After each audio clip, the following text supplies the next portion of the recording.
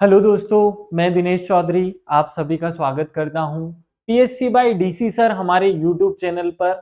इस चैनल पर हम एमपीपीएससी 2024 परीक्षा के लिए निशुल्क तैयारी कर रहे हैं।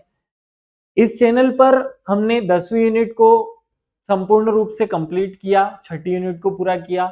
शनिवार और रविवार को हम टेस्ट सीरीज के माध्यम से अपना मूल्यांकन करते हैं। इसी क्रम में हम फर्स्ट यूनिट पढ़ रहे हैं। फर्स्ट यूनिट में हम क्रमबद्ध तरीके से शुरू के 4 टॉपिक पढ़ चुके हैं। आज हमारा फोकस आरण्यक पर रहेगा। चलिए शुरू करते हैं।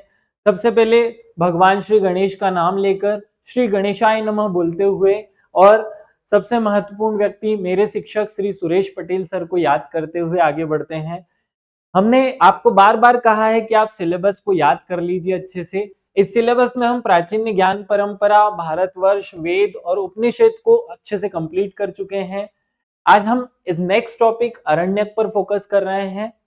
हाँ, मुझे ये पता है कि आप सभी के मन में एक बड़ा सा प्रश्न होगा कि सर एग्जाम की डेट बढ़ गई है, अब हमें क्या करना चाहिए।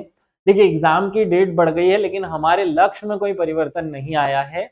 हाँ, ये जरूर है कि हमारा लक्ष्य अब समय से थोड़ा सा पीछे चला गया है। इससे कोई फर्क नहीं पड़ता, ये तो हमारे लिए और पॉजिटिव है। आप सबको धैर्य रखना है, आप समय को बर्बाद नहीं कीजिए। देखिए, समय मिला है, इसका सदुपयोग करना है। अनाप शनाप चीजें पढ़ने या अनाप शनाप चीजें कार्य करने से या अपनी स्टडी को रोक देने से बहुत नुकसान हो जाएगा।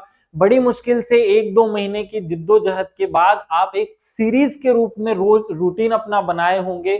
बड़ी मुश्किल से आपका एक अच्छा सा रूटीन बन गया होगा। रोज आप 10-12 घंटे अच्छे से पढ़ लिया करते होंगे। इस एग्जाम की डेट बढ़ जाने से अपने उस मेहनत पर पानी नहीं फेरना है। आपको 2-3 महीने, 1-1.5 महीने से जो हमने रूटीन बनाया इसी को फॉलो करना है। हाँ, अब हम अपनी स्ट्रेटेजी में थोड़ा सा बदलाव जरूर करेंगे कि जो प्री परीक्षा की तैयारी कर रहे थे उसके साथ कुछ पोर्शन मेंस का भी ऐड कर देंगे। हाँ, आप सब लोगों का ये प्रश्न भी होगा कि सर क्या करना चाहिए, प्री की तैयारी करें या मेंस की तैयारी करें। देखिए, उत्तर एक ही है, प्री की तैयारी करें, क्योंकि प्री में पोस्ट ही इतनी कम है कि कंपटीशन बहुत ज्यादा बढ़ गया है। और समय ये आप अकेले को नहीं मिला है, ये सबको मिला है।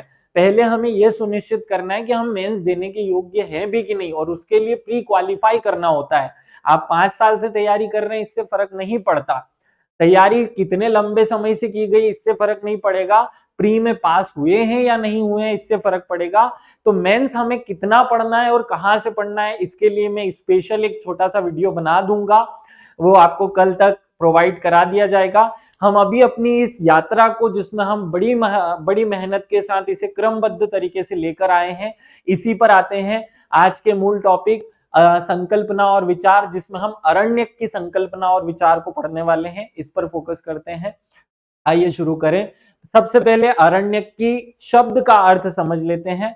अरण्यक शब्द में अरण्य शब्द का अर्थ होता है वन। अरण्य शब्द वन के स्थान पर उपयोग किया जाता है। अर्थात इस शब्द का भावार्थ क्या निकलता है, इसका अर्थ निकलता है ऐसी अध्ययन, अध्यापन या मनन चिंतन जो कि जंगल में, अरण्य में रह करके किया जाए, या ऐसा ज्ञान जो कि जंगल से जुड़ा हुआ हो, जंगल में दिया जाता हो या जंगल में लिया जाता हो, उस ज्ञान को हम अरण्य ज्ञान कहते हैं। और उसे जब किताबों के रूप में लिख दिया गया, अर्थात ऐसा ज्ञान जो किताबों जंगलों में ऋषि मुनियों द्वारा अपने शिष्यों को सिखाया जाता था, उसे जब किताबों में लिखा गया तो उसका नाम भी अरण्यक रखा गया। आपको याद रखना है। लेकिन क्या इतने भर शब्द का अर्थ समझ लेने से ये बात क्लियर हो जाएगी? नहीं, हमें कॉन्सेप्ट समझना है, क्योंकि हमारे एग्जाम ने सिलेबस में लिख रखा है संकल्पना और विचार। पहले हम संकल्पना को समझते हैं, फिर विचार को समझेंगे। संकल्पना क्या है? संकल्पना है हमारे दार्शनिकों ने या हमारे ऋषि मुनियों ने वैदिक ग्रंथों, जिसमें वैदिक साहित्य पूरी तरह शामिल है, वेद शामिल है, अरण्यक शामिल है, उपनिषद शामिल है, ब्राह्मण ग्रंथ शामिल है, इनकी रचना क्यों की? इनकी रचना की मानव के जीवन को नियंत्रित करने के लिए, नियमित करने के लिए, उसको उसके लक्ष्यों को दिखाने के लिए, उसके लक्ष्यों तक पहुंचाने के लिए। इसी क्रम में सब जब पहली बार वेदों की रचना हो चुकी थी, वेद बना दिए गए थे और वेदों में वो ज्ञान निहित था जिससे कोई भी मनुष्य अपने आध्यात्मिक लक्ष्य को, सामाजिक आर्थिक लक्ष्यों को पूरा कर ले, तो फिर उपनिषद, अरण्यक और ब्राह्मण क्यों बनाए गए, प्रश्न उठता है। चलिए इस प्रश्न का आंसर करते हैं। देखिए, वेदों के अंदर जो दार्शनिक विचारधारा थी उसे अगर दूसरे ग्रंथों में लिखा गया, देखिए वेद तो संपूर्ण ज्ञान निहित रखते हैं, वेद में सामाजिक स्थिति का भी वर्णन मिलेगा, आर्थिक स्थिति का भी वर्णन मिलेगा, दार्शनिक स्थिति का भी वर्णन मिलेगा। तो वेदों में से जो दार्शनिक ज्ञान था, केवल उस दार्शनिक ज्ञान को जब किसी एक अलग ग्रंथ में सरल शब्दों में लिखा गया तो उससे रचना हुई उपनिषदों की। कल हमने उपनिषद टॉपिक कंप्लीट किया था, आपको ये बहुत क्लियर रहा होगा। ऐसे ही वेदों में जो कर्मकांड से संबंधित ज्ञान था, जब उसे किसी अन्य ग्रंथ में या अन्य किताबों में सरलतम तरीके से लिख दिया गया तो उससे ब्राह्मण ग्रंथों की रचना हो गई। और इसी तरह वेदों के अंदर जो सार निहित था, वेदों के अंदर जो सारभूत बातें कही थी, उनको जब सरलतम तरीके से लिखा गया तो नए ग्रंथ बने जिन्हें अरण्यक कहते हैं। तो मुझे ये यकीन है कि इससे आपको संकल्पना समझ आई होगी कि अरण्यक क्यों बनाए गए, अरण्यकों की क्या जरूरत थी। जब वेद ही संपूर्ण ज्ञान निहित रखते थे तो फिर अरण्यक इसलिए बनाए गए क्योंकि वेद तो एक क्रमबद्ध तरीके से संपूर्ण ज्ञान प्रदान करने वाले थे, उसमें से जो सार गर्भित ज्ञान था उसे किसी अन्य ग्रंथ में लिखा, उसे या सरलतम रूप में लिखा, उसे अरण्यक कहा गया। आज हम अरण्यक ही समझ रहे हैं और आगे बढ़ते हैं। अब हम आगे इसके विचार पर फोकस करेंगे, उससे पहले हम इसके विचार को समझने से पहले इसके महत्व को समझते हैं। इसके महत्व को बताते हुए महाभारत में या महाभारत के आदि पर्व में एक स्थान है या एक प्रमुख हिस्सा है आदि पर्व। इस आदि पर्व में महर्षि व्यास कहते हैं कि जिस प्रकार दूध में मक्खन निहित होता है और फूलों में खुशबू या जड़ी बूटियों में अमृत निहित होता है, उसी प्रकार या उसी की तरह वेदों के अंदर जो सारभूत ज्ञान था उसे अगर किसी और स्थान पर लिखा गया तो उससे एक नए ग्रंथों की रचना हुई जिसे हमने अरण्यक कहा है या अरण्यक नाम से जाना है। उम्मीद है आपको अरण्यक का भाव समझ में आ गया होगा, अर्थ और संकल्पना समझ आई होगी। आगे बढ़ते हैं। अब प्रश्न उठता है कि अरण्यक लिखे क्यों गए। चलिए ठीक है कि वेदों के सार गर्भित ज्ञान को हमने कहीं लिखा और वही अरण्यक कहलाए, लेकिन वेद अरण्यक लिखे क्यों गए, कारण क्या था। कारण था, देखिए आप सब जानते हैं कि प्राचीन काल में मानव के जीवन को 4 आश्रमों में विभक्त किया गया था। हर एक मनुष्य को 4 आश्रमों से होकर गुजरना पड़ता था। पहला आश्रम ब्रह्मचर्य आश्रम था, दूसरा आश्रम गृहस्थ आश्रम था, तीसरा आश्रम वानप्रस्थ आश्रम था और चौथा संन्यास आश्रम था। अब हर एक आयु वर्ग में या हर एक आश्रम में मनुष्य भटक ना जाए, इसलिए उसके जीवन को नियंत्रित और नियमित करना जरूरी था। ब्रह्मचर्य में मनुष्य के सर्वांगीण विकास की बात की जाती थी, तो इसलिए मानव के जीवन में ब्रह्मचर्य आश्रम में वेद अध्ययन या 4 वेदों को बनाया गया ताकि पूर्वावस्था में या प्रारंभिक जीवन को नियमित और नियंत्रित रूप से वृद्धि या विकास उसका किया जा सके। अर्थात ब्रह्मचर्य में पढ़ने योग्य जो ग्रंथ बनाए गए वो वेद कहलाए। जब मनुष्य गृहस्थ जीवन में आ जाता है तो गृहस्थ जीवन में उसे कुछ कार्य करने होते हैं, कुछ कर्तव्य करने होते हैं। अब ऐसी स्थिति में वो इतने कठिन वेदों को नहीं पढ़ सकता और इस समय उसे कर्म कांडों में लीन होना होता है। तो वेदों के अंदर निहित उस कर्म कांड वाले हिस्से को लेकर के जब नए ग्रंथ बनाए गए गृहस्थ व्यक्तियों के लिए, तो उसी को हमने ब्राह्मण कहा। गृहस्थ आश्रम में गृहस्थ धर्म के पालन हेतु ब्राह्मण ग्रंथों की रचना की गई जिसमें कर्म कांड का ज्ञान निहित था। यहां कर्म कांड को प्रधानता दी गई। आगे जब मनुष्य 50 वर्ष की आयु पूरी कर ले, उम्र पूरी कर ले, तो वानप्रस्थ आश्रम शुरू हो जाता था। उसे वन में जाकर रहना पड़ता था और वन को जंगल भी कहा गया। अब जंगल में उसके जीवन को नियमित और नियंत्रित करने के लिए किसी ग्रंथ की आवश्यकता थी, क्योंकि वहां वो वेद नहीं पढ़ेगा, क्योंकि वेद में तो संपूर्ण ज्ञान निहित है। अब ऐसे ग्रंथ जो वेदों से निकले हुए केवल उस सारभूत ज्ञान को जो जंगल में मनुष्य को पढ़ने के लिए बनाए गए, वही वानप्रस्थी आश्रम के लिए क्या कहलाए? अरण्यक नाम से कहलाए। जब मनुष्य 75 वर्ष की आयु पूर्ण कर चुका हो तो उसके जीवन के सभी लक्ष्य या सभी कार्य पूर्ण हो चुके हो, अब उसे केवल आध्यात्मिक लक्ष्य को प्राप्त करना हो, उसे संन्यास ले लेना चाहिए। तो संन्यास में उसे केवल दार्शनिक भावों की जरूरत होती है और ऐसे ही समय उसे संन्यास आश्रम में जो ग्रंथ प्रदान किए गए पढ़ने के लिए या उसके जीवन को नियंत्रित नियमित करने के लिए, उन्हें उपनिषदों के नाम से जाना गया। मुझे उम्मीद है कि आपको विचार समझ में आया होगा कि अरण्यकों का विचार क्या है। अरण्यकों का विचार है कि एक निश्चित आयु वर्ग के लोग, अर्थात 50 से लेकर 75 वर्ष की आयु के उम्र के लोग जो कि वन में जाकर, जंगल में जाकर रहेंगे, उनके जीवन को निर्देशित नियमित करने के लिए जो ग्रंथ बनाए गए वही अरण्यक कहलाए। अब शायद आपको इनके नाम में भी क्लियरिटी रही होगी कि अरण्यक का नाम अरण्यक क्यों रखा गया, क्योंकि अरण्यक शब्द का अर्थ है जंगल, और जंगल में कौन रहता है? जो वानप्रस्थी मनुष्य जीवन जीता था 50 से लेकर 75 वर्ष की आयु तक का, वह जंगल में रहा करता था। तो उसके जीवन के लिए जो आधारभूत ज्ञान प्रदान किया गया वो अरण्यक के माध्यम से किया गया। आगे बढ़ते हैं हम, इनके बारे में कुछ फैक्चुअल बातें भी हम आगे कर लेते हैं। देखिए, शास्त्रीय चर्चा और आध्यात्मिक विवेचना अरण्यक का आधार है। अरण्यक के अंदर क्या चीजें निहित हैं? शास्त्रीय चर्चाएं और आध्यात्मिक ज्ञान, इन विषयों का संकलनात्मक ग्रंथ ही अरण्यक कहलाता है।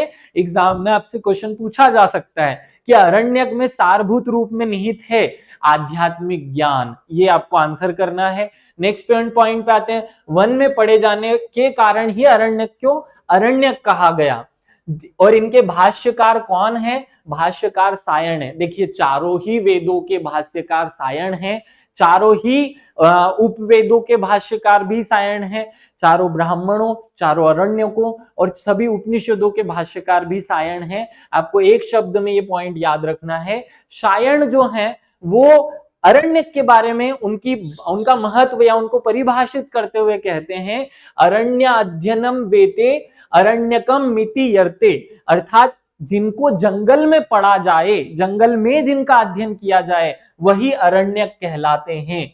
ये सायण जो कि भाष्यकार है, जिन्होंने व्याख्याएं की हैं, वो कहते हैं। आगे बढ़ते हैं, अन्य शब्दों में अन्य दार्शनिक इसकी और अच्छे से व्याख्या करते हुए कहते हैं अरण्ये भवम अरण्यम, अर्थात अरण्य में होने वाले अध्ययन, अध्यापन, चिंतन, मनन, विचार सबको सम्मिलित रूप से एक नाम दिया जाए तो वो नाम अरण्यक कहलाएगा।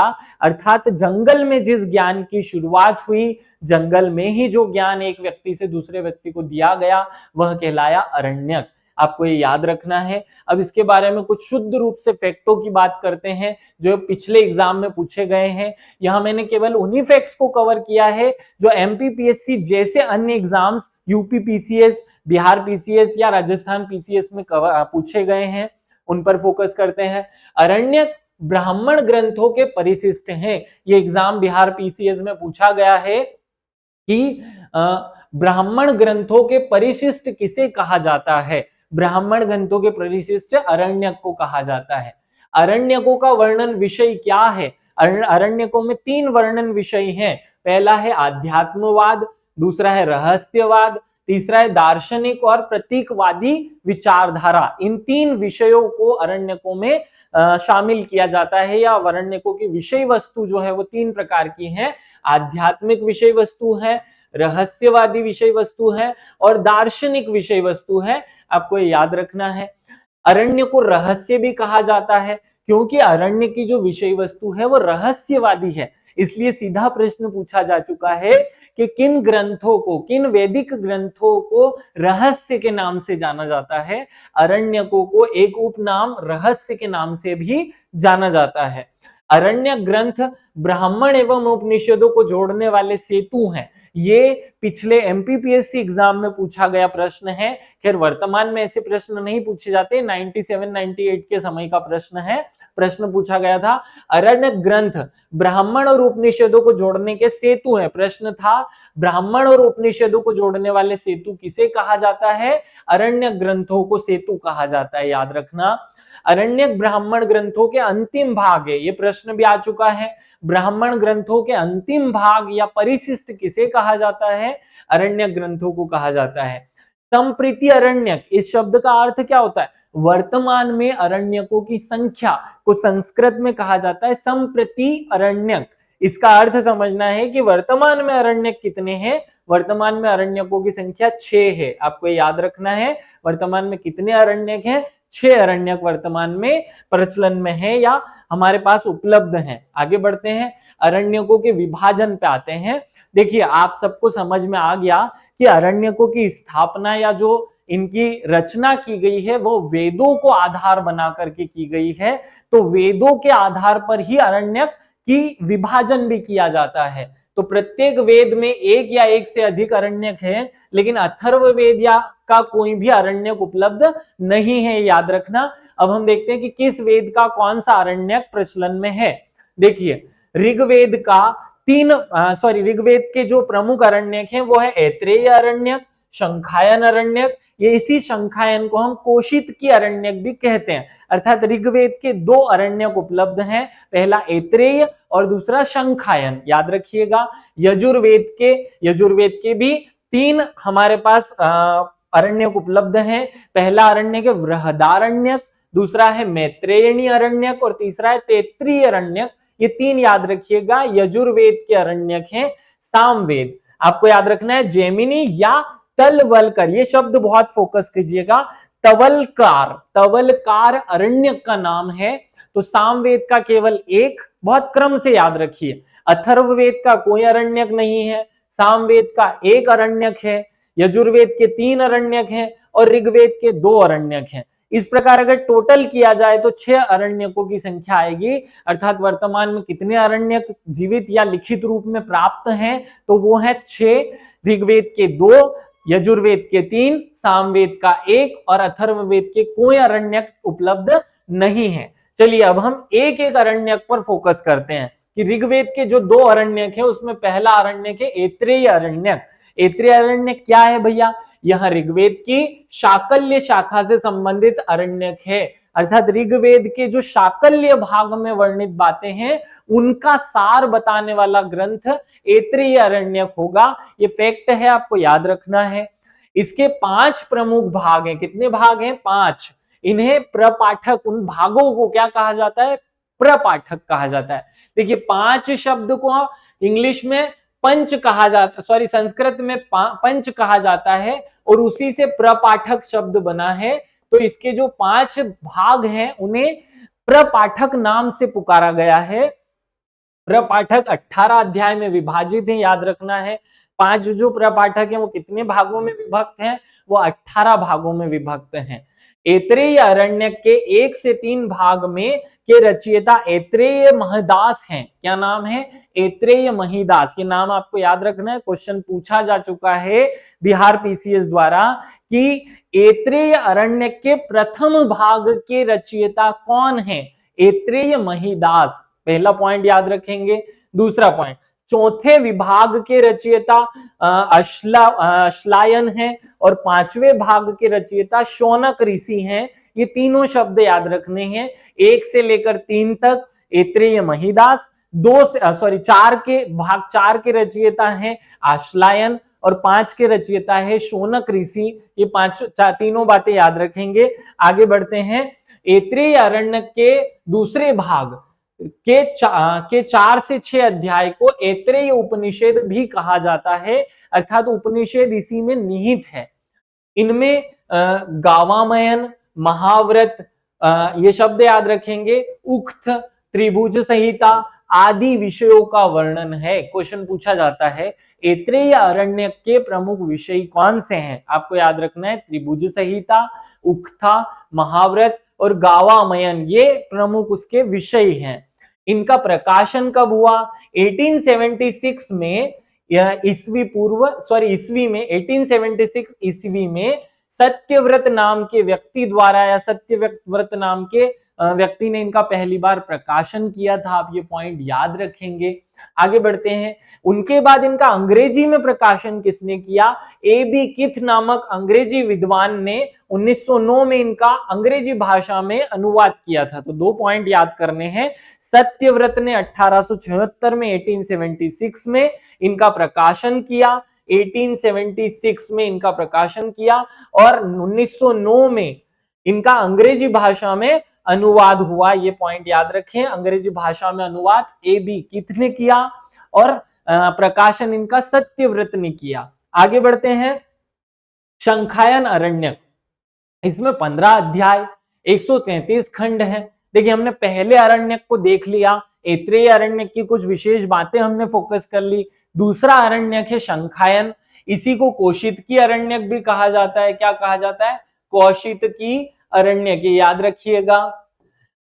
इसमें 15 अध्याय और 137 खंड हैं। इसके 3 से लेकर 6 अध्यायों को कौशितकी उपनिषद कहा जाता है, अर्थात कौशितकी उपनिषद इसी में निहित है, याद रखिएगा। इसके 7 और 8वें भाग को संहिता उपनिषद भी कहा जाता है।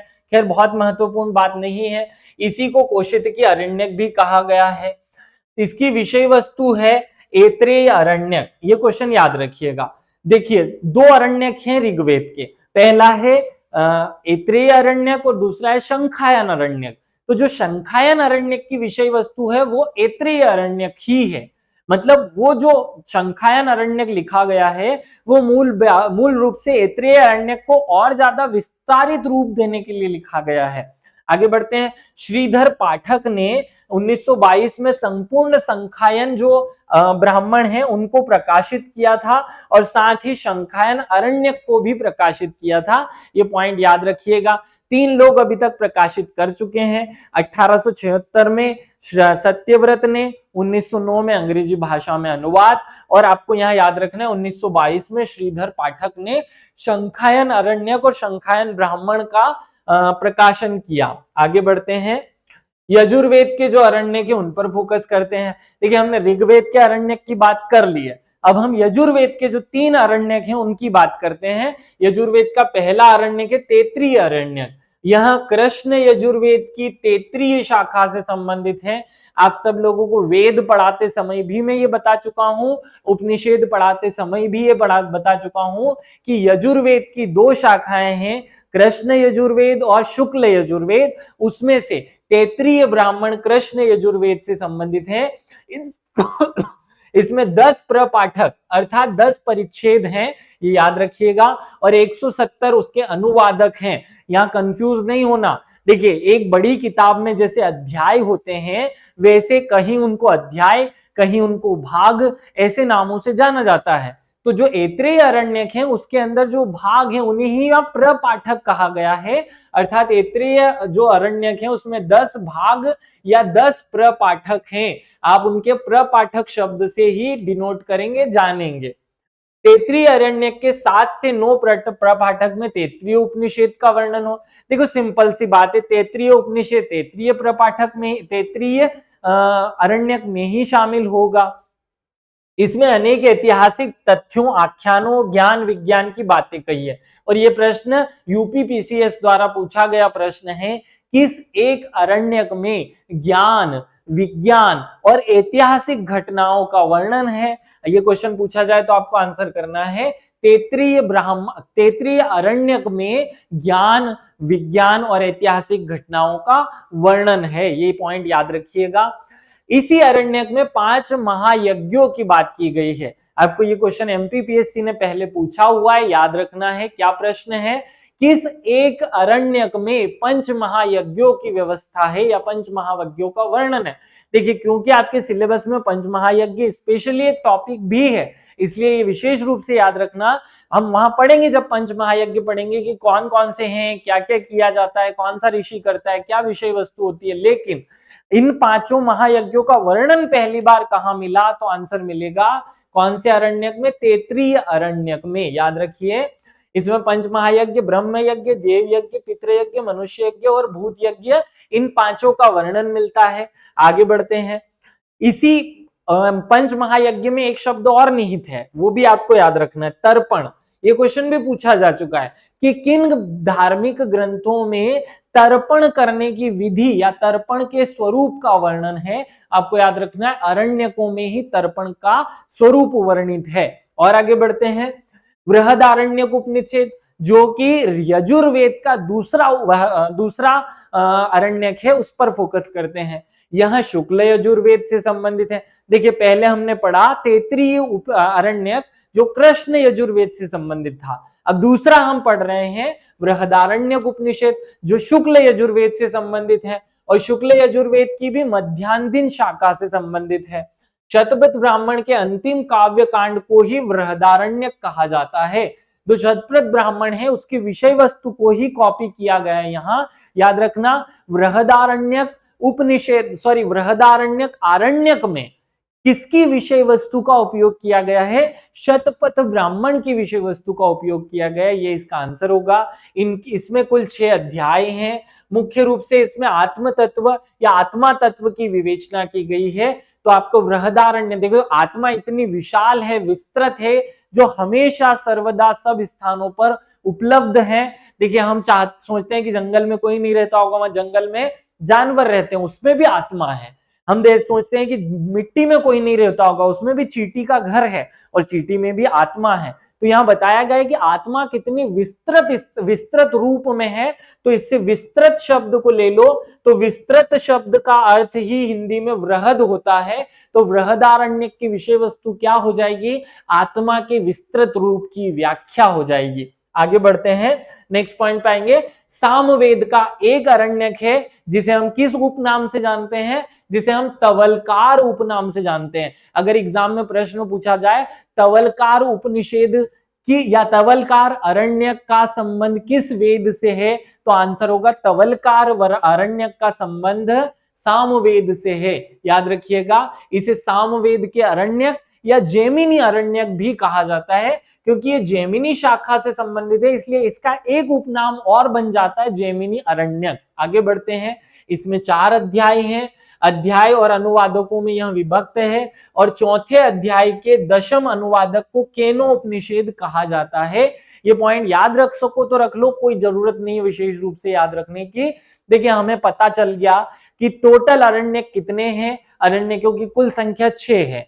पहले ऋग्वेद से 2 संबंधित अरण्यक हैं, यजुर्वेद से 3 हैं, सामवेद से 1 है, और अथर्ववेद से 1 भी नहीं है। अब उसकी बात करते हैं अथर्ववेद के अरण्यक। इसका कोई भी अरण्यक उपलब्ध नहीं है, प्राप्त नहीं है, या हमें नहीं मिला है, प्रचलन में नहीं है। लेकिन गोपत ब्राह्मण नाम का जो ग्रंथ है उसकी जो विषय वस्तुएं हैं, उसके लिखने का जो तरीका है वो अरण्यक के समान है। इसलिए कभी कभी गोपथ ब्राह्मण को, याद रखिएगा, गोपथ ब्राह्मण को किसका? अथर्ववेद का अरण्यक मान लिया जाता है। नाम है ब्राह्मण, गोपथ ब्राह्मण एक अलग प्रकार का ग्रंथ हुआ, अरण्यक एक अलग प्रकार के ग्रंथ हुए। लेकिन गोपथ ब्राह्मण में वेदों का सार होने के कारण गोपथ ब्राह्मण को अथर्ववेद का क्या कहा जाता है? क्या कहा जाता है? अथर्ववेद का अरण्यक। अथर्ववेद का अरण्यक, ये याद रखना। हमें पता चल गया कि भैया अरण्यकों की संख्या 6 थी, हमने सारे पढ़ लिए। लेकिन एक फैक्ट और याद रख लो कि भागवत ऋषि के द्वारा जो अरण्यक है उनकी संख्या 8 से 10 बताई गई है। उन्होंने माना कि 6 अरण्यक नहीं है, 10 अरण्यक है भैया, जिसमें 6 महत्वपूर्ण और 2 अन्य, अर्थात कुल मिलाकर के 10 अरण्यक विद्यमान है। तो अगर क्वेश्चन एग्जाम में पूछ लिया कि भागवत ऋषि के अनुसार कितने अरण्यक हैं, तो आंसर 10 होगा। और आगे बढ़ते हैं, अब हम इससे, ये जो अरण्यक नाम का टॉपिक था बहुत ही छोटा टॉपिक था, जिसमें हमने सबसे पहले अरण्यक की संकल्पना, फिर अरण्यक का विचार, फिर अरण्यक के संबंध में और जो फैक्चुअल बातें हो सकती थी वो, और फिर जो 6 अरण्यक हैं उनके संबंध में 2-2, 4-4 फैक्ट कवर किए। अब हम इससे रिलेटेड जो प्रश्न पूछे गए उनकी बात कर लेते हैं। देखिए इसके एग्जाम्पल्स हम देख लें प्रश्नों की, ताकि आप तैयार हो जाएं, अपने आप को तैयार कर ले प्रश्नों के लिए। ब्राह्मण ग्रंथ और उपनिषदों के मध्य सेतु का कार्य निम्नलिखित में से कौन करता है? आप सबको अभी मैंने इस वीडियो में बताया कि ब्राह्मण ग्रंथों और उपनिषदों के मध्य सेतु का काम कौन करता है? के मध्य सेतु का काम अरण्यक करते हैं। आगे बढ़ते हैं। तवलकार अरण्यक का संबंध किस वेद से है? अभी मैंने आपको बताया कि सामवेद का जो संबंध है वो तवलकार उपनिषद से है, सॉरी तवलकार अरण्यक से है। ये बहुत इंपॉर्टेंट पॉइंट है, लगभग सभी राज्यों की पीएससी इस एग्जाम इस क्वेश्चन को पूछ चुकी है। तवलकार अरण्यक का संबंध किस वेद से है? सामवेद से है। आगे बढ़ते हैं, नेक्स्ट पॉइंट पे आते हैं। निम्नलिखित में से ऋग्वेद का अरण्यक कौन सा है? अभी हमने पढ़ा ऋग्वेद के 2 अरण्यक हैं। कौन सा अरण्यक है उसका? ऐत्रेय अरण्यक जो है वो ऋग्वेद का अरण्यक है, याद रखिएगा। आपको पता है तैत्रीय अरण्यक यजुर्वेद से संबंधित है, बृहदारण्यक भी यजुर्वेद से संबंधित है, तो ज्यादा लोड नहीं लेना, अब याद हो गया आपको। ऐत्रेय अरण्यक के 5वें भाग के रचयिता कौन है? हमने याद किया हुआ है कि पहले से तीसरे तक के भाग के रचयिता हैं कौन? महिदास। दूसरे भाग, चौथे भाग के रचयिता आश्लायन, और 5वें भाग के रचयिता है शौनक ऋषि। तो आपको याद हो गया होगा शौनक ऋषि उसके 5वें भाग के रचयिता हैं। नेक्स्ट प्रश्न पे आते हैं। निम्नलिखित में से कौन सी शाखा शंखायन अरण्य कहलाता है, या शंखायन अरण्य उसका उपनाम है? आपको याद है कि कौशित की जो अरण्यक है, इसी का कौशित की अरण्यक का उपनाम है क्या? शंखायन, और शंखायन का उपनाम है अरण्य कौशित की। जो शंखायन अरण्यक है उसी का एक हिस्सा है कौशित की अरण्यक। आगे बढ़ते हैं। 6 अरण्यकों, सॉरी छठा प्रश्न है, अरण्यकों की कुल संख्या कितनी है? अगर आपसे सामान्य प्रश्न पूछा जाए कि अरण्यकों की कुल संख्या कितनी है, तो आंसर होगा 6 संख्या है भैया, 6 है टोटल। लेकिन अगर ये भागवत ऋषि के अनुसार पूछ ले तो आपको आंसर करना है कि भागवत ऋषि के अनुसार अरण्यकों की संख्या 10 है। और आगे बढ़ते हैं। ब्राह्मण ग्रंथों के लिए अंतिम भाग के रूप में किसे जाना जाता है? आप सबको पता है कि ब्राह्मण ग्रंथों के अंतिम भाग किसे कहा गया है? अरण्यक को कहा गया है। इसे ही उसके प्रतिशिष्ट कहा गया है, इसे ही उसके अरण्यक का अंतिम भाग कहा गया है। किस अरण्यक में पंच महायज्ञों का वर्णन है? मोस्ट इंपॉर्टेंट प्रश्न है ये। किस अरण्यक में पंच महायज्ञों का वर्णन है? आपको याद है कि तैत्रीय अरण्यक में पंच महायज्ञों या पंच महाभूतों का वर्णन है। आगे बढ़ते हैं। निम्नलिखित में से किस वेद का कोई भी अरण्यक नहीं है? आपको बता रखा है कि अथर्ववेद का कोई भी अरण्यक नहीं है, लेकिन एक ग्रंथ को, ब्राह्मण ग्रंथ को विशेष रूप से मान लिया गया है कि उसका अरण्यक है। लेकिन अगर ऐसा प्रश्न पूछा जाए तो आंसर करना है आपको कि भैया अथर्ववेद का कोई भी अरण्यक उपलब्ध नहीं है। नेक्स्ट पॉइंट पे आते हैं। जैमिनीय उपनिषद किस वेद से संबंधित अरण्यक है? देखिए, जैमिनी उपनिषद किस वेद से संबंधित अरण्यक है? आपको याद रखना है सामवेद का जो उपनिषद है उसे ही जैमिनी से संबंधित माना जाता है, उसके उपनाम के रूप में जैमिनी को जाना जाता है। देखिए, प्रश्न से आपको समझ में आ गया होगा कि हमें अपनी स्तर कितना रखना है। इन सब टॉपिक में से 2-4 प्रश्न आने हैं, लेकिन पढ़ने तो डिटेल में पढ़ेंगे। आप सब लोग निश्चिंत रहें। देखिए, सिलेबस चेंज हुआ है, सॉरी सिलेबस चेंज नहीं हुआ है, केवल टाइम चेंज हुआ है। सिलेबस तो अभी भी वही है जो हमें पढ़ना था, टाइम ज्यादा मिल गया है तो हम अच्छे से उसे बार बार पढ़ लें। अब मैं भी इस प्लेटफॉर्म पर कुछ विशेष परिवर्तन करूंगा, लेकिन वो परिवर्तन होंगे जो आपकी पढ़ाई को बिना डिस्टर्ब किए आपको परीक्षा में पास कराने के लिए होंगे। याद रखिए, हमें ऐसा कोई परिवर्तन नहीं करना है जिससे कि हमारी इतनी मेहनत, जिससे सिस्टमेटिक तरीके से अब रोज रोज पढ़ाई होने लगी है, वो गड़बड़ हो जाए। देखो मेरे प्यारा बच्चों, मैं बार बार आपको ये बात कहता हूं कि बार बार बहुत सारी चीजों में परिवर्तन करने से हमारी जो स्टडी है वो बहुत ज्यादा डिस्टर्ब हो जाती है। आप लोग अभी भी प्री की ही तैयारी कीजिए, क्योंकि प्री इतना ज्यादा समय भी नहीं बढ़ा है। देखिए, पेपर 28 अप्रैल को होना था, अब 23 जून को होगा, लेकिन 28 अप्रैल और 23 जून में 2 महीने का अंतर। क्या इन 2 महीने में आप मेंस की तैयारी कर सकते हैं? नहीं कर सकते, क्योंकि मेंस का सिलेबस एक अलग प्रकार का सिलेबस है। और अगर इन 2 महीनों में आप मेंस की तैयारी करेंगे तो फिर प्री कब पढ़ेंगे? प्री में कंपटीशन बहुत ज्यादा है। आप लोगों को फोकस प्री पे करना है। मेंस के कौन से हिस्से को अभी कवर करना है ये मैं आपको एक स्पेशल वीडियो में बताऊंगा। आप सभी का विशेष धन्यवाद इस वीडियो को अटेंड करने के लिए। अगर आप हमारे वीडियो को देखने के बाद संतुष्ट हैं, आपको लगता है कि इतना पढ़ने से हमारा सब कवर हो जाएगा, तो आप कमेंट करके हमें अपने भाव जरूर बताएं। Thank you.